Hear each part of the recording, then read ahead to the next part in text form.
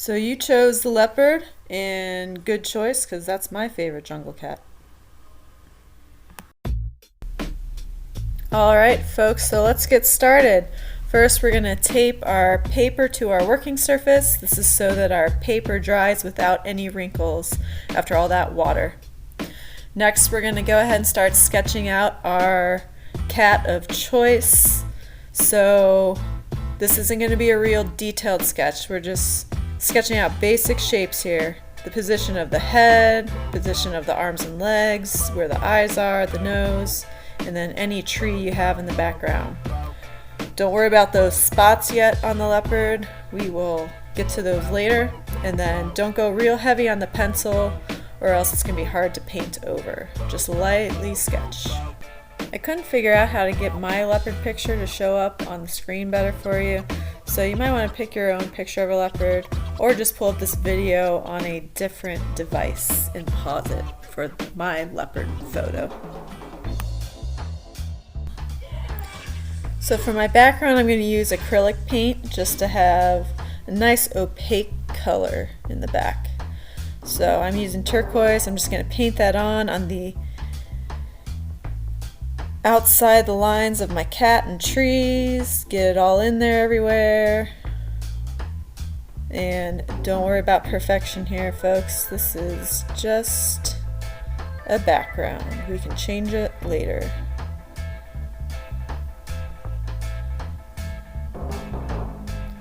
I think for my background color, I'm also going to add a little bit of it to the eyes of my leopard just to bring the color back to the cat.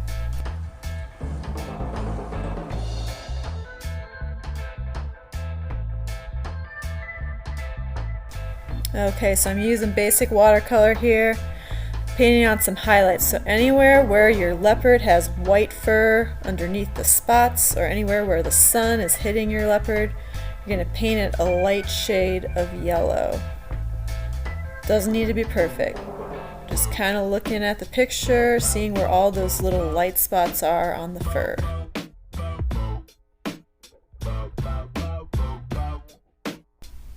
So the midtones are going to be the majority of the cat.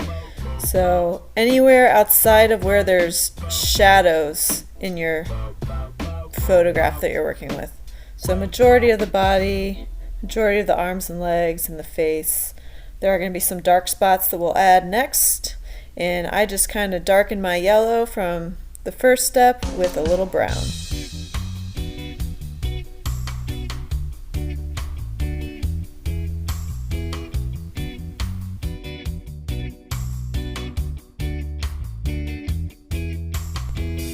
Now we're moving on to the shadows on the cat. So I'm using some orange, yellow, and brown mixed together. On my cat, the head was casting a shadow on its shoulder. We also had some shadows where the one paw's laying on the branch. Have some on the bottom of the cat by the leg. Maybe the trees casting some shadows back on the back. And then some around, some darker features are noticeable kind of on the face too, around the nose and ears and that. So just filling all of that in.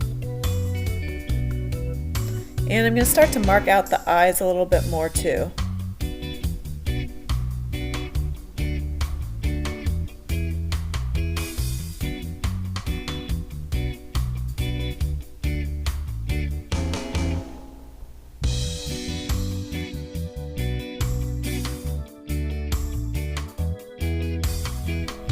So we're going to let our cat start to dry and then work on the branches. I'm just going to layer in some light colors and then build in some darker colors around on these branches. I'm going to use some yellows, greens, browns, maybe purples, I don't know. We'll see.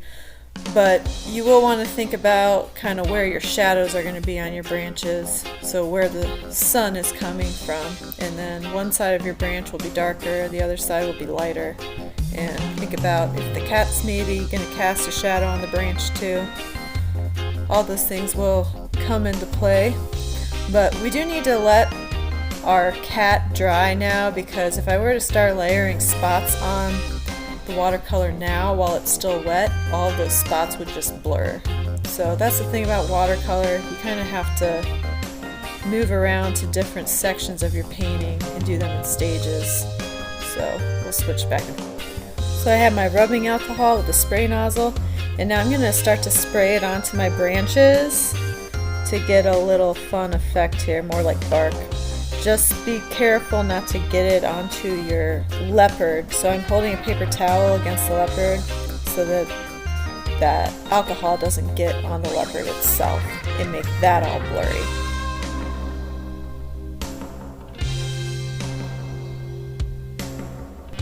I'm going to add a little more shading to my branches with some black.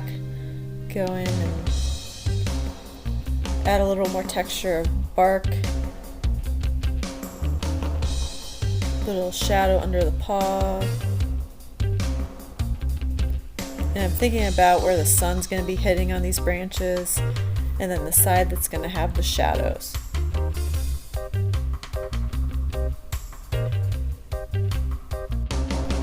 I'm going to go back with a little bit more of this alcohol, spray it on. You can see it creates almost like water spots.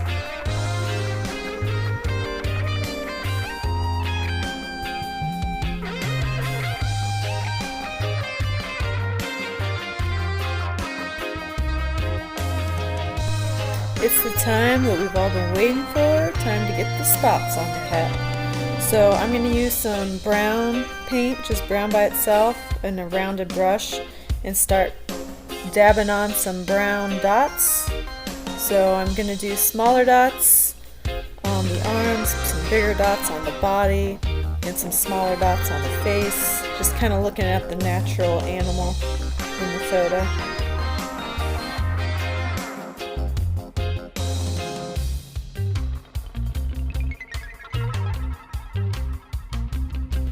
So now's the part where this actually starts to look good.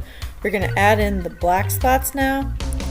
I'm using a small rounded brush. I'm doing really small dots on the tips of the paws and then starting to make them bigger.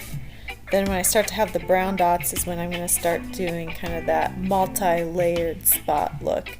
So just doing a couple kind of wider black spots around each brown spot. Gonna make it look a little bit darker on the shoulder there where there was more of a shadow, and a little bit darker around the leg where it's folded.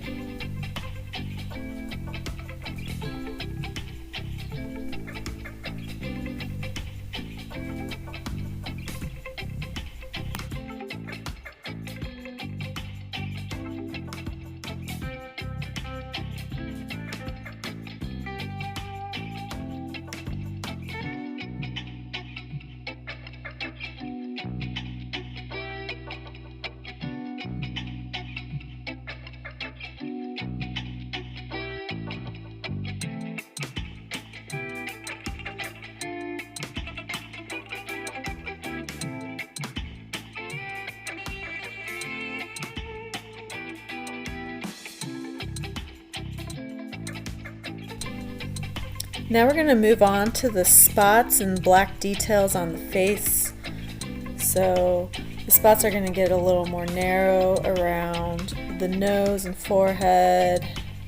You're going to kind of mark out, you can mark out dots for the whiskers.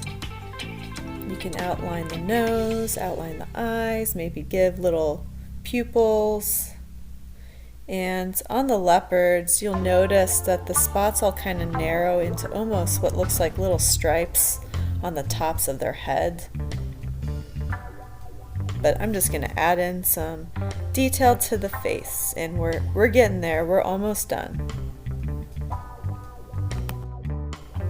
You'll notice when I'm painting that I start on the left side of where I'm working and then move to the right side. And now that's because I'm right-handed and I don't want to smear the paint with my hand. So always start in the lower left area if you're right-handed, or the lower right area if you're left-handed.